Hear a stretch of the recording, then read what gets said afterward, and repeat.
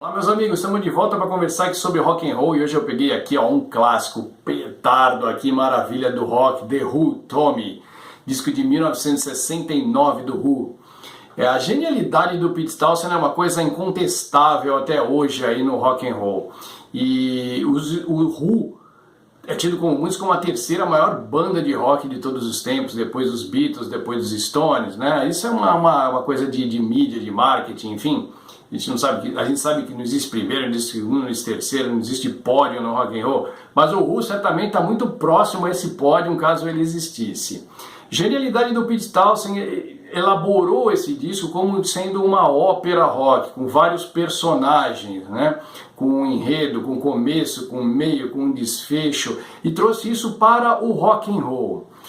Ele se inspirou em 67 nos Beatles, no Sgt. Pepper's. Aliás, ele meio mundo que veio depois do Sgt. Pepper's, né? A importância do Sgt. Pepper's é inegável. Mas o Who, no disco de 67, que é esse aqui, Sell Out, que eu tenho o CDzinho aqui, uma versão bem bacana, cheia de bônus aqui, legal. Ele se inspirou num disco com começo, meio e fim, né, sempre tratando de um mesmo tema. E aqui ele faz sobre programa de rádio, enfim, como se fosse uma estação de rádio. Mas a última música, Ryle, ela já dá início ao que viria a ser o Tommy. Já tem pedaços ali da Overture, pedaços da Sparks, enfim, de músicas que vieram a compor esse disco aqui. Então ele já estava lá em 67, ele já começou com essa ideia, durante o ano de 68, desenvolveu junto com a banda, Roger Daltrey, John Entwistle e Kate Moon, é esse que viria a ser esse clássico do rock and roll Tommy. Então o disco conta a história já conhecida, virou filme, virou peça da Broadway, até hoje está na Broadway a peça Tommy, de um menino, né, que presenciou a cena de um assassinato, na verdade, né, a mãe que estava com um amante, aí o pai aparece, aí dá aquele rebuliço todo, enfim, e o pai acaba matando o amante, e ele vê tudo isso no espelho. E aí os pais viram que ele viu tudo e falaram para ele que ele não ia falar nada, que ele não ouviu nada, ele não viu nada, nunca na vida dele ele poderia falar, nem ver, nem ouvir nada. E ele ficou com um bloqueio e se tornou um menino cego, surdo e mudo. Isso é o que conta a história aqui, né? E que no decorrer aí da sua vida ele acabou desenvolvendo aí uma habilidade, né, quando ficou na frente de uma máquina de pinball, de bater todos os recordes lá de pinball e se tornou o messias do pinball, se tornou o gênio do pinball e começou a ter vários seguidores e até uma seita baseada aí no rei do pinball, né, no Pinball Wizard, no mago do pinball, enfim. É uma crítica, sem dúvida, né, à religiosidade, às seitas infundadas, enfim, que veneram coisas que não têm o menor cabimento. Enfim, é uma crítica até sobre o cristianismo, enfim, sobre todas as religiões aí, de uma maneira geral, né? Pete Townshend sempre foi um cara muito crítico, um cara muito ligado, muito antenado, e ele sempre trazia isso, essa sua crítica construtiva, né, de uma maneira muito inteligente, traduzindo aí nas músicas, na obra do The Who. Então Tommy, ele começa aqui, Overture, uma música linda, uma abertura, como se fosse realmente a abertura de uma peça, a abertura de um filme, o início de um programa, enfim, uma abertura muito legal, com a banda tocando. Sempre o disco foi feito todo na base de violão do Pete Townshend, e depois eles complementaram aí com as guitarras, bateria, baixo, teclados, enfim, tudo aquilo que compõe essa genialidade do The Who. Overture também tem um solo até de trompa, na verdade, que foi tocada pelo John Entwistle, que tocava trompa desde a época do colégio, enfim, nas músicas do Who ele colocava bastante disso também. Então vem It's a Boy, né, quando nasce um menino, 21, o amante falando com a mãe dele que ia ser um grande ano para eles, enfim, né. E aí acontece esse enrosco todo de chegar ao pai. Aí vem a Amazing Journey, onde o Tommy entra numa viagem interior dele, montando todo um mundo na cabeça dele, aonde não existia aquele assassinato, aquela cena que ele viu através do espelho, né?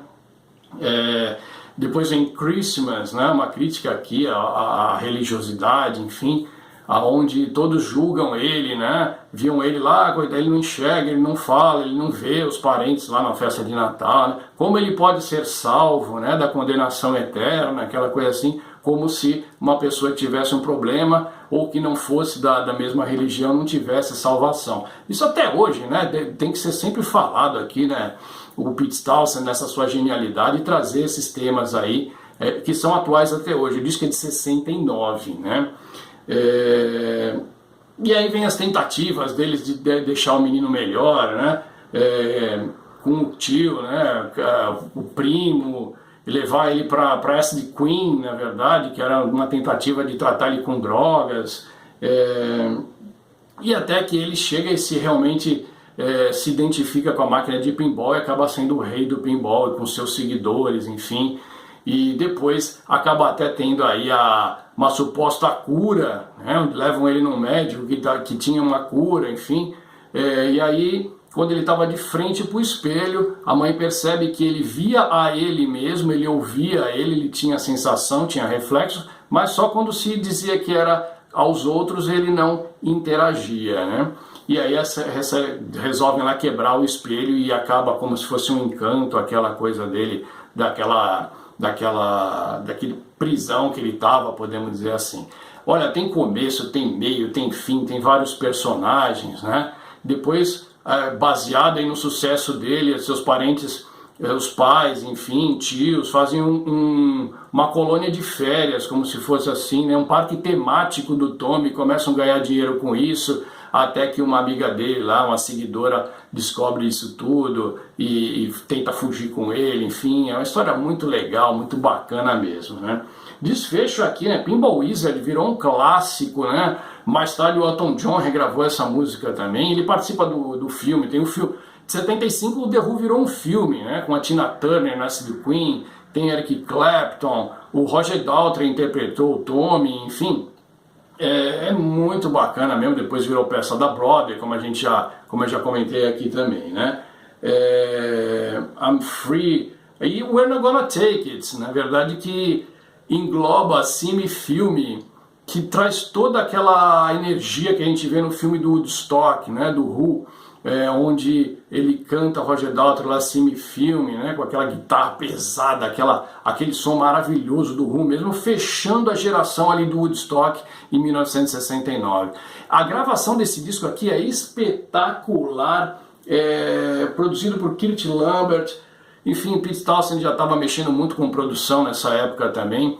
É uma sonoridade que é diferente para 69, é muito bem gravado mesmo, né? Um detalhe aqui do Keith Moon, ele toca a bateria nesse disco com muita técnica, né? Nos primeiros discos do Who, a gente sabe que era aquela coisa visceral, onde ele ia mais na inspiração mesmo do que na técnica. Mas aqui nesse disco ele já coloca a técnica, usa chimbal, coisa que ele não usava, né?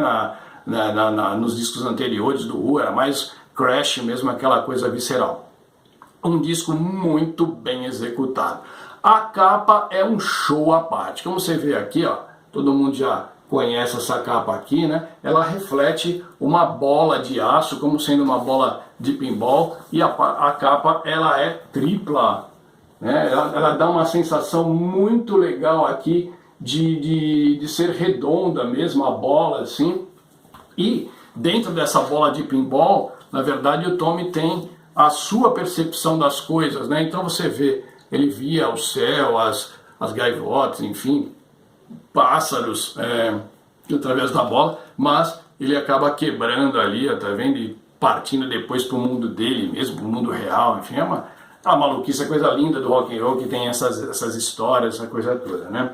As letras aqui, ó, vem com encarte com as letras. Essa é uma das várias edições do disco. Tem várias edições com capa quíntupla, um monte de coisa, enfim. Mas você vê que segue como se fosse uma ópera mesmo, né? Uma peça com os personagens, com as suas falas. É muito bacana. Capa interna aqui também é outro show à parte, porque realmente trabalharam muito bem aqui, né? Então você vê aqui tem como se fosse uma sala, né?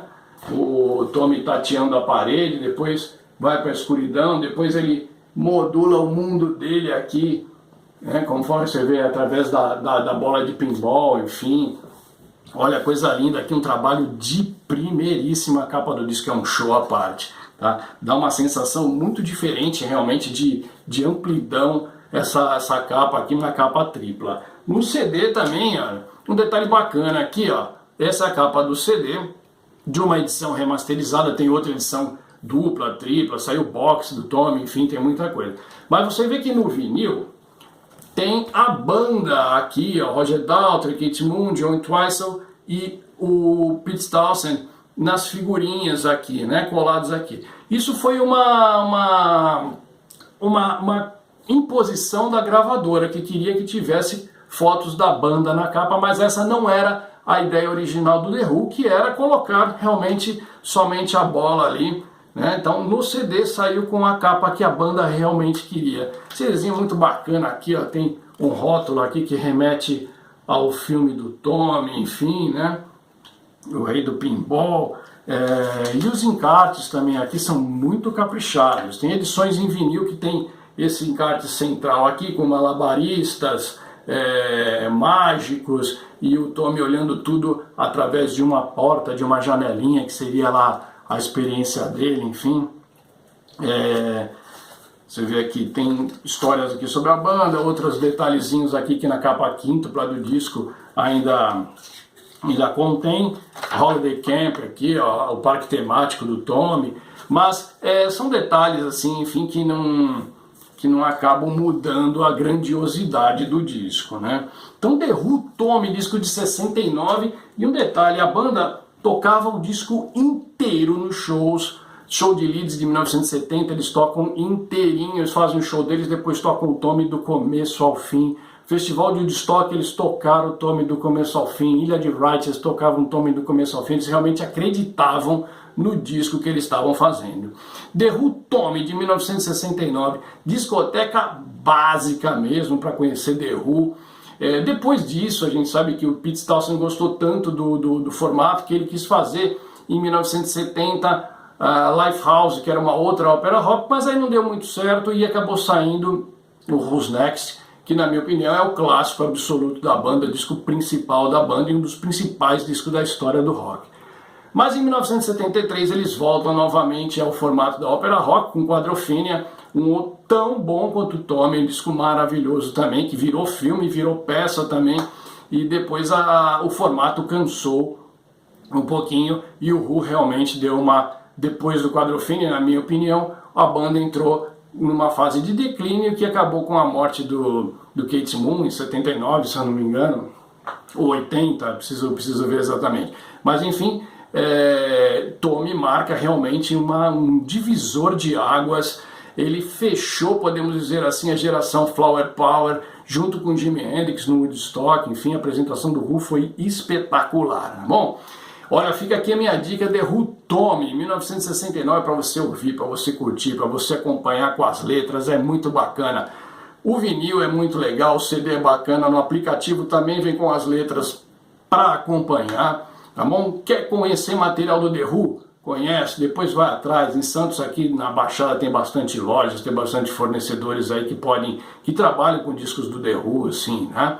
Porque sempre um disco em bom estado, enfim, para você curtir mais e melhor os seus discos de rock and roll. Quanto ao vinil, enfim, esse daqui meu, selo da Polydor, tá? A prensagem razoável, duplo, né? Disco aqui duplão, enfim, uma prensagem razoável, podemos dizer assim, do disco, tá? Mas fica aqui minha dica, curtam bastante The Who, curtam aqui Tommy, vale a pena conhecer, tá bom? Um grande abraço, eu pretendo voltar logo pra gente conversar pelo menos uma vez por semana sobre o bom e velho e atual e eterno rock and roll, tá bom? Um abração, até mais, valeu galera! Dá o seu like aí, tá bom? Não esquece de dar o seu like e passa para os seus amigos também, para que a gente esteja sempre conversando de rock and roll, de disco, de CD, de literatura, enfim, de coisas que a gente gosta, tá bom? Um abraço, valeu!